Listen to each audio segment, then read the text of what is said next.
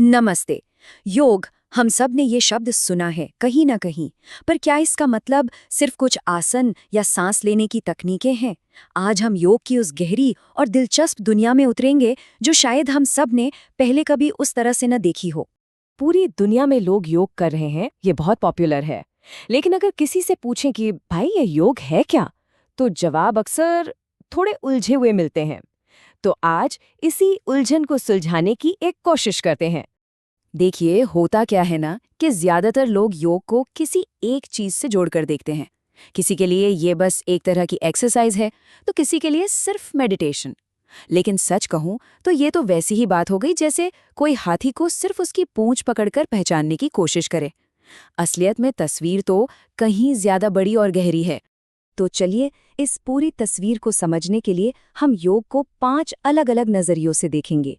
इसकी शुरुआत करेंगे शब्द की जड़ से, फिर समझेंगे कि ये एक मंजिल कैसे है, एक रास्ता कैसे है, और आखिर में ये एक कला और विज्ञान दोनों कैसे हो सकता है। तो ठीक है, अपनी खोज की शुरुआत करते हैं वहीं से जहां से किसी भी चीज को समझना चाहिए, उसके नाम से, उसके शब्द की गहराई से। योग शब्द जो है वो संस्कृत की एक धातु, एक रूट वर्ड से निकला है, युज। और यकीन मानिए, इस एक छोटे से शब्द में ही योग का पूरा सार छिपा हुआ है। और यहाँ बात बहुत दिलचस्प हो जाती है। इस एक जड़ युज से तीन बड़े मतलब निकलते हैं। और यही 3 मतलब कह सकते हैं योग की 3 बुनियादें हैं। पहला है मिलन, दूसरा मन की जो ये भाग दौड़ है उसका रुक जाना, और तीसरा अनुशासन। तो चलिए, पहले मतलब को जरा गहराई से समझते हैं। मिलन, ये हमें बताता है कि योग सिर्फ कोई करने वाली चीज नहीं, बल्कि एक मंजिल भी है। एक ऐसी अवस्था जहां सब कुछ शांत है, जुड़ा हुआ है। अब यहाँ एक मजेदार मोड़ आता है।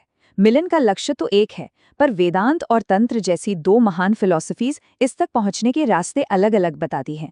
वेदांत आत्मा के परमात्मा से मिलन की बात करता है, तो वहीं तंत्र शरीर के अंदर ही शिव और शक्ति के मिलन पर जोर देता है। रास्ते अलग, मंजिल वही। लेकिन योग सिर्फ कोई बहुत दूर की मंजिल नहीं है, ये तो इसी पल में जीने की एक कला भी है। हमारे शरीर, हमारे मन और हमारी आत्मा के बीच एक खूबसूरत बैलेंस, एक तालमेल बनाना। योग मानता है कि हमारे 3 शरीर हैं, एक जो दिखता है, एक जो महसूस करता है, और एक जो इन सबके परे है। तो ये बात हमें एक बहुत ही प्रैक्टिकल सवाल पर ले आती है। अगर योग एक मंजिल है, तो भाई वहां तक पहुंचने का रास्ता क्या है?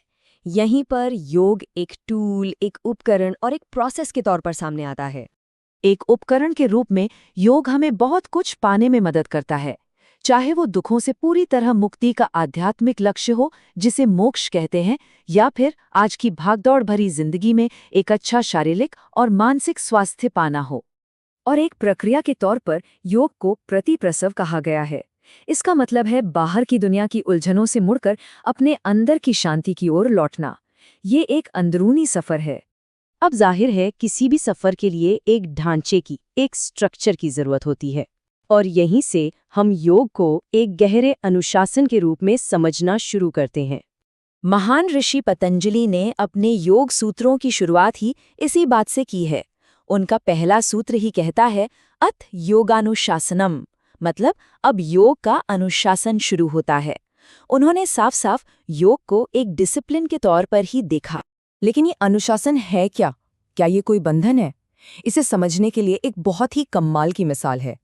जरा सोचिए, एक पतंग बिना धागे के उसका क्या होगा?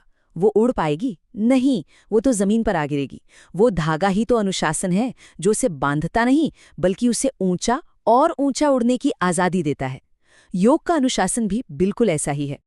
और यही बात हमें योग के सबसे शानदार पहलू की तरफ ले जाती है कि ये एक ही समय में एक कला भी है और एक विज्ञान भी। देखिए, एक तरफ तो योग एक साइंस है, बिल्कुल सिस्टमैटिक, लॉजिकल, जिसके नियम हैं, तकनीकें हैं, जिन्हें कोई भी सीख सकता है। और दूसरी तरफ ये एक आर्ट है, एक कला, जहां अपनी क्रिएटिविटी, अपनी समझ का इस्तेमाल होता है, और हर किसी का अनुभव एकदम अलग होता है। सच तो ये है कि कई नए और पुराने विचारक योग को चेतना का विज्ञान या साइंस ऑफ कॉन्शियसनेस कहते हैं। मतलब अपने मन की, अपनी चेतना की गहराई में उतरने का एक साइंटिफिक तरीका। तो हमने योग को इतने अलग अलग रूपों में देखा, एक मंजिल, एक रास्ता, एक अनुशासन, एक कला, एक विज्ञान। तो फिर असली योग क्या है? इसे समझने के लिए एक और मिसाल लेते हैं। जैसे हम बहुत छोटी चीज़ों को देखने के लिए माइक्रोस्कोप और बहुत दूर की चीज़ों के लिए टेलीस्कोप का इस्तेमाल करते हैं। ठीक उसी तरह योग के इस विशाल ब्रह्मांड को पूरी तरह से समझने के लिए हमें इन सभी अलग अलग लेंस की, इन सभी दृष्टिकोणों की ज़रूरत है। ये एक दूसरे को काटते नहीं, बल्कि साथ मिलकर एक पूरी मुकम्मल तस्वीर बनाते हैं। तो जब हम इन सारे नज़रियों को एक साथ रखकर देखते हैं, तो सवाल अब ये नहीं रह जाता कि योग क्या है, बल्कि असली सवाल ये बनता है कि इन सब को जानने के बाद किसी के लिए भी योग क्या हो सकता है, क्या मायने रखता है।